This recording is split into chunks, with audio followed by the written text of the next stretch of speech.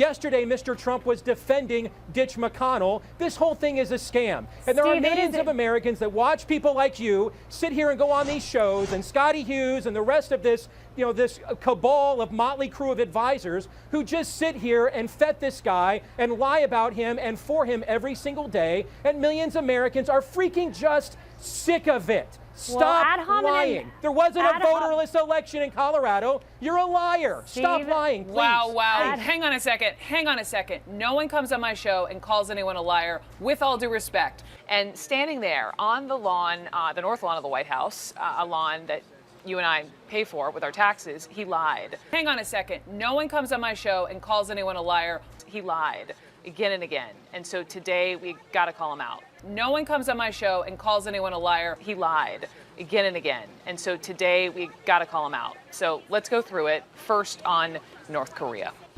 Hey, he's the head of a country, and I mean, he's the strong head. Don't let anyone think anything different. He speaks and his people sit up at attention. I want my people to do the same. Kim's people sit up at attention because they fear imprisonment and murder. Kim ordered 340 people to be executed in his first 5 years. About 140 were government officials. That is all according to this 2016 report from the Institute for National Security Strategy. And the whole My People bit, as the president said, are Americans who have the right to freedom and liberty and the pursuit of happiness.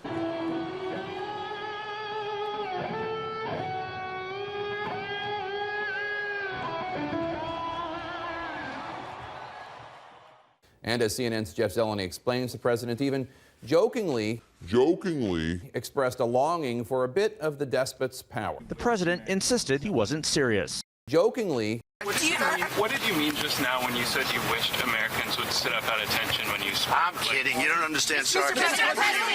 Wait. Who are you with? Who are you with? You're with CNN? When later challenged on those comments, the president said he was joking.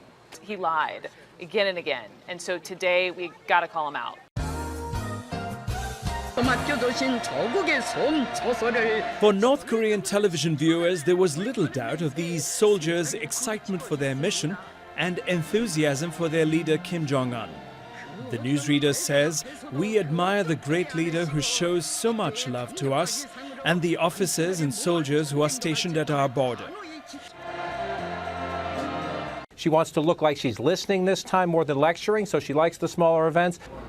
Well, we believe she's going to come in behind us unless she comes in the back. But the main entrance to this building is just over my left shoulder here. And the Scooby van is coming up right here, right behind our camera. Here it is. There she goes. And Secret Service following behind her. You can see the media running behind me here.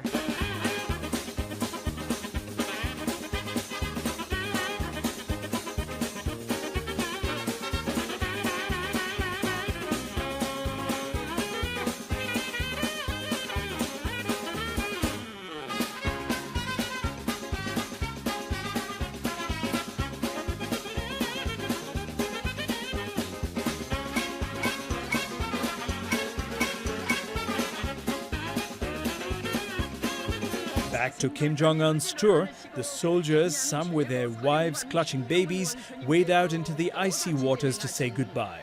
The feelings of admiration are apparently mutual, even though we don't know how much of this was staged. Ram Gopal, CNN. Next, the Inspector General report. Remember, this was 18 months in the making. It was a deep look at how the FBI handled or mishandled the Clinton email investigation. And this morning, President Trump said this. I think that the report yesterday, maybe more importantly than anything, it totally exonerates me. There was no collusion. There was no obstruction. And if you read the report, you'll see that. No part of the 500 pages in the report addresses Trump's guilt or innocence in the Russia investigation.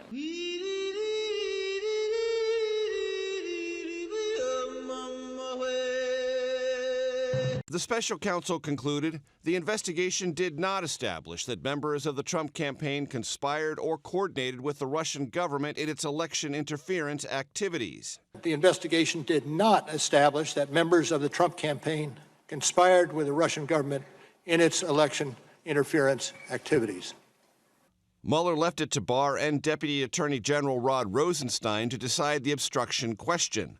The two White House appointees decided the evidence is not sufficient to establish that the president obstructed justice. And when Barr's summary surfaced yesterday, the legal team felt that the president and it had been vindicated. Next to his former National Security Advisor, Michael Flynn. I feel badly for General Flynn. He's lost his house, he's lost his life, and some people say he lied, and some people say he didn't lie. I mean, really, it turned out maybe he didn't lie. Flynn pleaded guilty of lying to the FBI. How'd that sound? So long!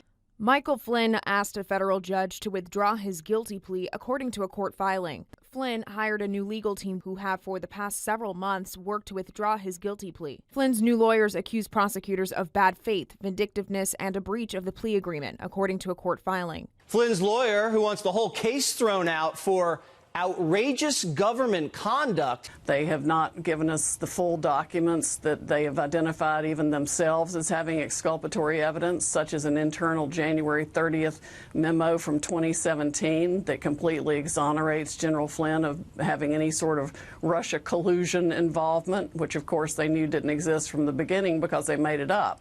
Once again, is the president. The children can be taken care of quickly, beautifully, and immediately. The Democrats forced that law upon our nation. I hate it. I hate to see separation of parents and children.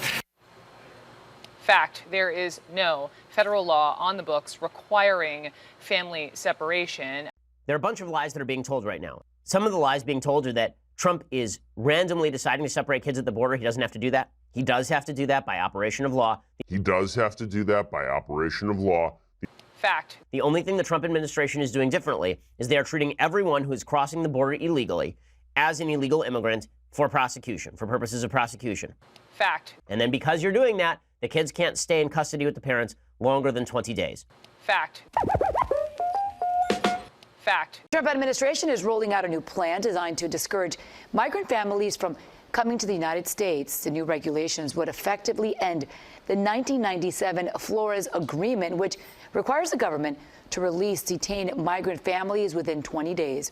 Under the new plan, migrant families would stay together but would be held indefinitely while the judges consider their asylum requests. Pour some orange juice and pop another boner pill. Swagger jacking rappers bite me like a Vander Holyfield. Smoking blunts with Donald Trump, feeling like I sold a mill. Pockets looking super fat like Uncle Phil ate Jonah Hill. Sitting on the mill, tell me how that feel good. On so many drugs, I can't sit still. I can't. Polos like Carlton, Ralph Lauren, and I stay fresh as Will Smith. Pockets on super fast. R.I.P.